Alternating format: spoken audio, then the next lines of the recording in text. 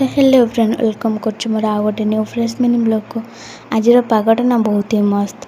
तो यहाँ हूँ ता परदिन माने पागटा बहुत ही भल था। ये पाग केवल टी बरा तापर मुझे देखे तो बाबा ये कम कर मुझे बिरी बाटिदेली कहीं आज आमर हूँ बरा। तो मु बिरी बाटिक ट्यूशन जाइली ट्यूशन आसिकी देखे तो आमर बरा प्रस्तुति चलती से फिर बाबा हाथ में मु चलली तरकारी बनवाई। तो आस देख मो आलुदम कहीं आमर आज दहीबरा हबार भी प्लान अच्छी। तो मुझे मसला सब काटी बाटी देती तापर ये आसते ग्राइंडर मसला लगे देती लाइन नहीं जो लाइन आसला मु लग पड़ी रोसई रे।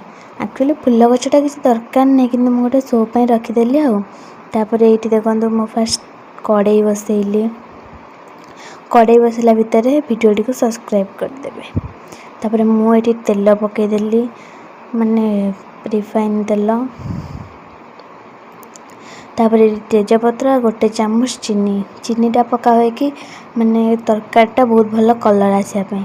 तो से भितर मु पकईदेली पियाज पियाज आमर माने गोल्डन ब्राउन हवा पर्यंत भाजीदेवे।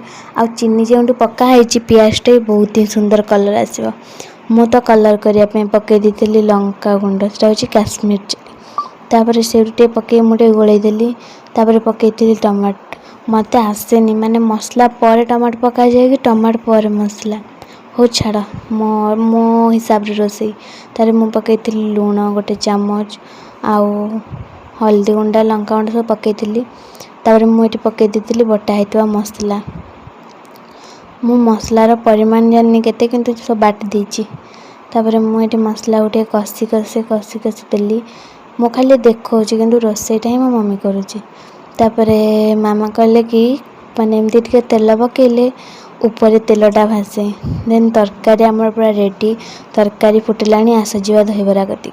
तो ये दहीबरा पानी रे बरा बतुरा होती बाबा ये बरा आउ छाणुंट। तापर मु आसिली काटापी पियाज दहीबरा खाइबू ना तो दहीबरा आस छुंक मारिबा।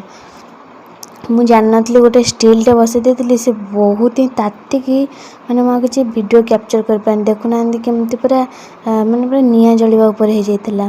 तब चलो दहीबरा छुंक मारदेली तापर ये मुझे दही पकेली मु तो पूरा अधा बाटर ही ठिया होती कहीं डरिकी। तापर ये आमर हूँ देसी दहीटा तापर दही छुंक देखो केते सुंदर दिखा आ टेस्ट ही बहुत। मुझे टे पकई चीनी को बीट माने ब्लैक सॉल्ट। तो ये मुझे पकईदेली सबुतक बरा। तो आप देख